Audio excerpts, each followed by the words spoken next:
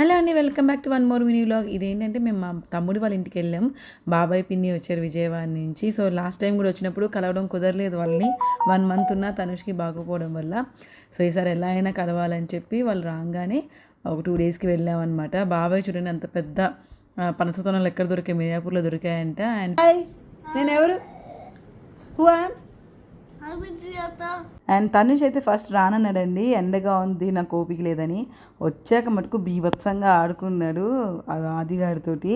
ఆది కూడా full enjoy చేశాడు. అండ్ ఈ స్నాక్స్ ఏమో పిన్ని విజయవాడ నుంచి తెచ్చారు, ఎవరో చేస్తే అక్కడి నుంచి కొనుక్కొచ్చారంట. ఫిల్టర్ కాఫీయా? అబ్బా, మరదలు ఇచ్చిన ఫిల్టర్ కాఫీ. Thank you.